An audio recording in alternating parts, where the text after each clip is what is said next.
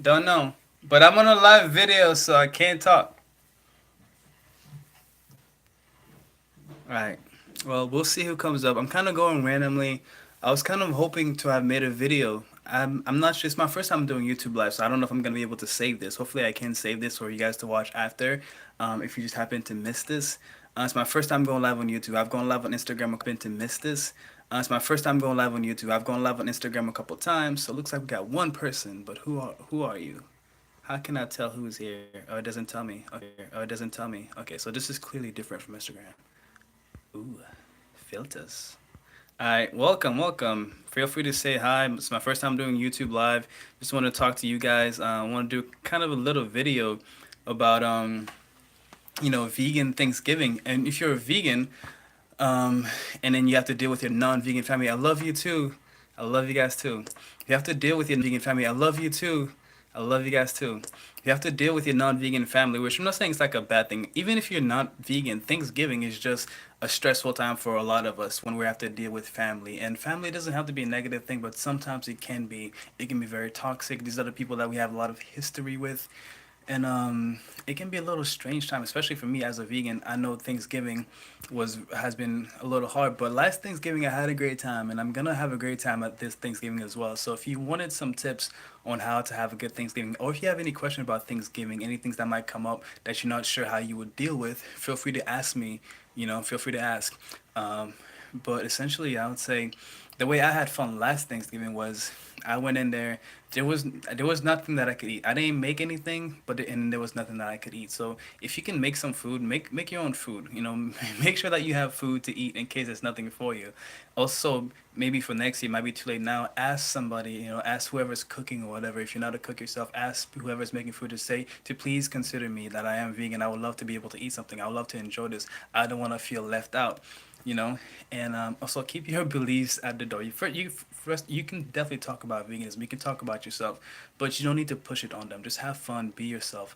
So what I did last year was I literally just yeah, I was just me. I sat at the table, I talked to my family, and then once we were done eating, everyone was kind of just sitting around. I was kind of a little bored, like we're just all sitting here and like we're supposed to be together and we're all on our phones. So you know what? Like what I did was I took the yeah, we made everything vegan today. That's what's up, man. Hopefully, my family will get to that point one day. We will see about that. But yeah, we were just sitting at the table, all on our phones, not really communicating. I'm like, you know what?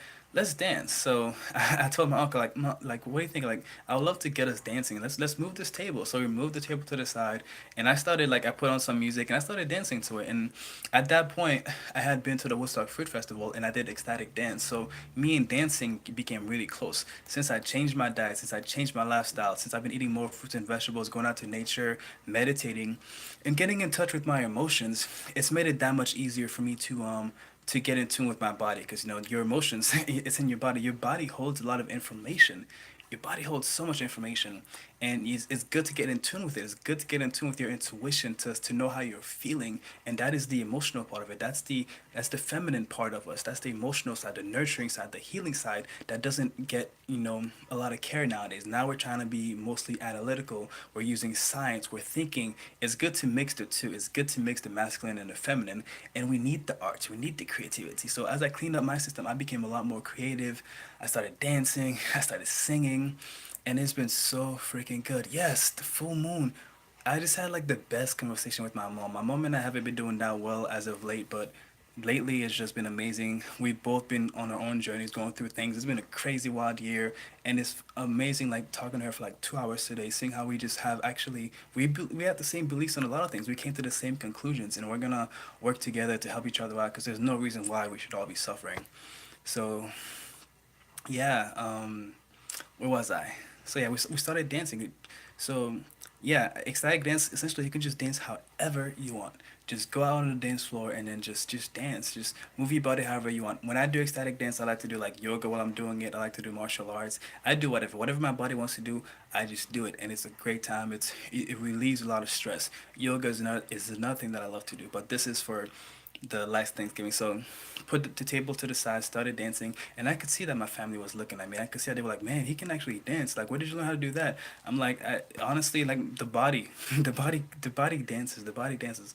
We are all dancers. I do truly believe that we are all dancers. We are all artists, and we are all able to express ourselves in our own ways. We just have to release any resistance. Growing up, I never danced. I was too shy, but now I'm likely the one to start the party. I'm likely the one that's gonna be in the middle of the dance floor at this point, and I'm gonna just go off and do whatever I gotta do, because it feels really good.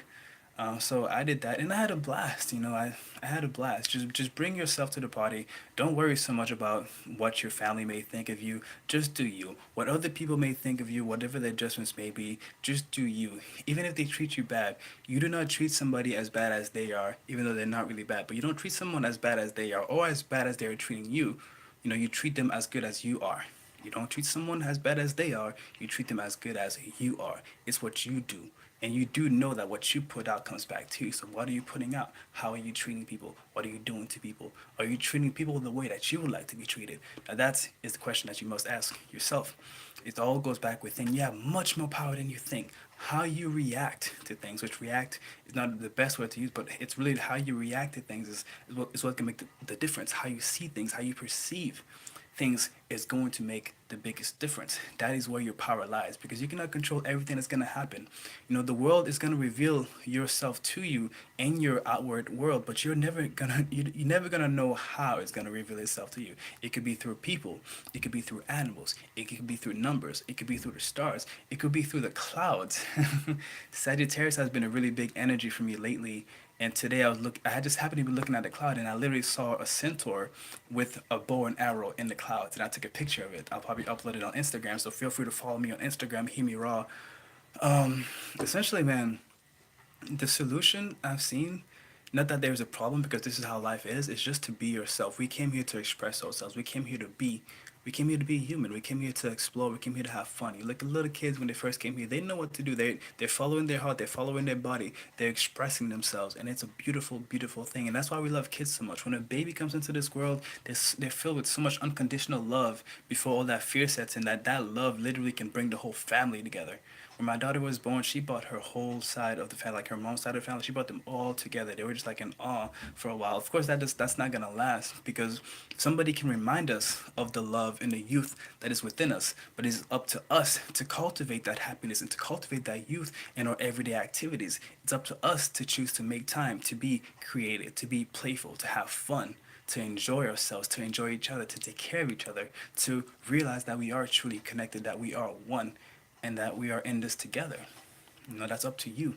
So people, like when we're seeking for love from other people, when we're seeking for somebody else to fill us up, it's not gonna work. It's not gonna last. It's not sustainable because other people have their own lives. They have their own things to do. Even if you're married to somebody, they have their own lives. They're their own person. A lot of people get into marriage and they try to control their partners. That's not gonna work. People need their freedom to be. You don't need to be like people. Or what are you afraid of somebody leaving you? You cannot be living in fear because if you're afraid of something happening, that increases the chances of it happening. It's a self-fulfilling prophecy. So it's really important to know how your body works. It's really important to know how the law of attraction works. It's really important to know how your universe works. And once you start to be more aware, you start to pay more attention, life is going to be that much more fun.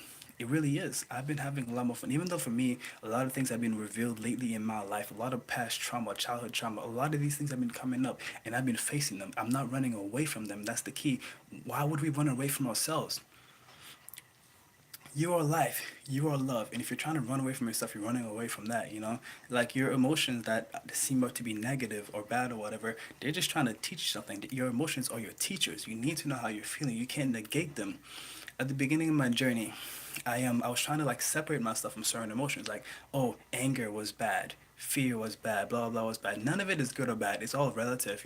There's nothing about good or bad. It's just everything just is. Everything has its purpose. Every form of expression needs to be expressed. So we don't need to try to like stop things. We just need to see what they're trying to teach us. Everything that happens every moment in this life, it's a moment to learn. You can learn something, and we love to learn. When we stop learning, when we think that we know the answers to everything, that is death. That's when life gets really, really boring. And so I always say like, I don't know, man. I don't know everything. I'm not trying to say I know everything. I don't know the best way to live. I don't know the best way to eat. I don't know. All I know is what I've been through, and that's what I share on this channel. And I know that this life, this existence, it's a lot better if we take control of it. It's a lot better if if we stop playing the victim game and take charge of our own creation. And I was gonna share a story real quick about Sadhguru. I was watching his video of his, and he talked about a story where, you know, if we don't know the destination, if we don't know where we're going, then we might not enjoy the journey. Like, let's say someone's dragging you to heaven. The whole time they're dragging you, you hating it. You hate it. You hate it. You have no idea where you're going. So in that time you hate it. But when you get to heaven, you're like, oh my God, this is heaven. I love it. But in the meantime, you hate it. That's what's happening in life. People are not realizing what's going on. They don't know where they're going. They don't know what's going on in their lives. So they're hating their journey. They hate life because to them, life doesn't really have as much meaning, or maybe life to them in their mind they think life means suffering, and then so they hate it. So without knowing how the world works, we're not gonna be able to enjoy the experience. And now that I've been figuring out how the world works, I've been figuring out how I work, I'm enjoying the experience. By knowing my history, by knowing my reference, by knowing where I come from, and this is when astrology and numerology come into key, and also animal totems. There's so many different languages, guys. There's so many different languages to remember who you are. There's so many ways the universe will remind you of who you are, but you must be aware. There's so many tools at our disposal, but we need to use them. But once we know a reference, also too, looking at nature. If you want to know who you are, look into nature. Albert Einstein said that. Or was it? No, that might have been in the Bible actually. But but yeah, look into nature as well. Nature has a lot of qualities. Nature will teach you. And once you know more about yourself, then that's your manual. We did not come here without a manual. The world is being reflected back at us through the stars. That's what astrology is, and the world is an hologram. It's binary code. It's all ones and zeros. So it's about the numbers. So numerology is study a number. This is ancient knowledge. This is reference in order to really know how you work. For instance, I'm an 11 life path, and I'm a Pisces sun, Pisces moon, and Gemini rising. So, just a little bit of that. I was just listening to a little clip of Alan Watts just about that. Embracing the shadow, the duality dissolves. Yes, yes. There's a song by Trevor Hall called "You Can't Rush Your Healing." It's like, you can't rush your healing. Darkness has its teachings. So you can't rush your healing, and darkness does indeed have its teachings, man. It really does have its teachings. So don't rush it, and don't be afraid of the dark. Because guess what? You have light inside of you. Your light, the light that's inside of you, will never die. So that light, and even if it's just like only a little bit of light, will outshine any amount of darkness that you have. So don't be afraid of the dark. um, Go through it, go through your trauma, go through your childhood trauma, be ready. It's gonna take a while. And also too, when you go through this process, there are times where you have to be alone, but also don't isolate yourself too much. Ask for help. Find somebody to talk to. Find somebody that you can confide in. Find somebody that you can trust, that you can feel safe. Someone that will be patient with you, and they'll be understanding, and they will give you unconditional love. Those people are out there. Ask and you shall receive. If you not believe, if there's part of you though, if there's part of you that doesn't believe that you deserve unconditional love, you're gonna have a hard time getting it. You see, the thing is, many of us are living from the past. We're living from what happened in the first 7 years of our lives, and for many of us, it was not a good time. Many of us got hit. We didn't get the attention that we needed. We didn't. Our needs weren't met. We've been living in this world, this material world. We're going for material things, and we're not really focusing so much on family, community, and the earth. So, a lot of us don't. A lot of us just that's what we have attached love to.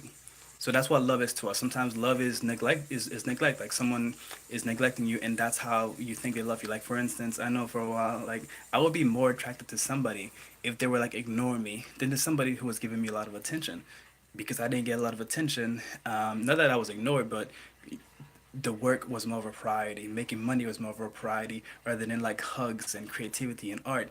And it was more of a controlling environment, like in this system where it's literally made to control us. We're made to be turned into these robots, not free thinkers.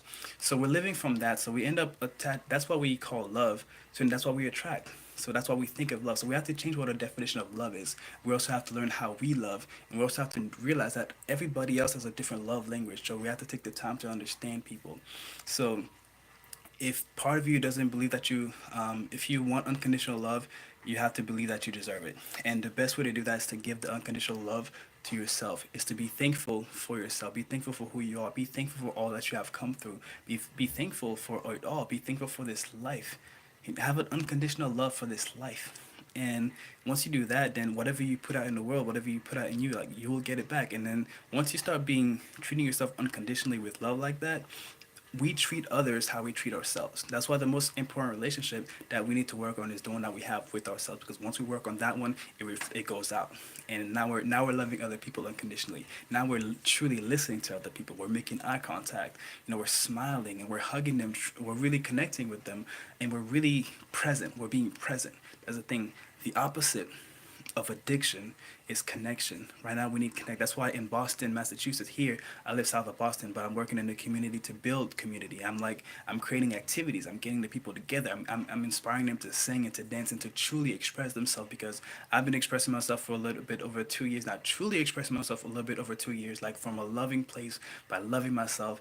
And it's inspired so many people, and it's been amazing. I'm just amazed at what comes out of it. I'm just like, man, oh man, oh man, oh man, what would happen if more people started to be themselves like raw? They just started to be themselves, not trying to put a personality, not trying to act. They were just being who they truly are. And you know what happens when you are being who you truly are? If you're being your authentic self, what happens is people love that. That's why we love kids so much. They're being themselves and they're having fun. And when we see that, we love that. We love that energy. I'm an empath, and we're all empaths, but some of us are just more easier to get there than others. It depends. I cut off my emotions for so long, but no longer.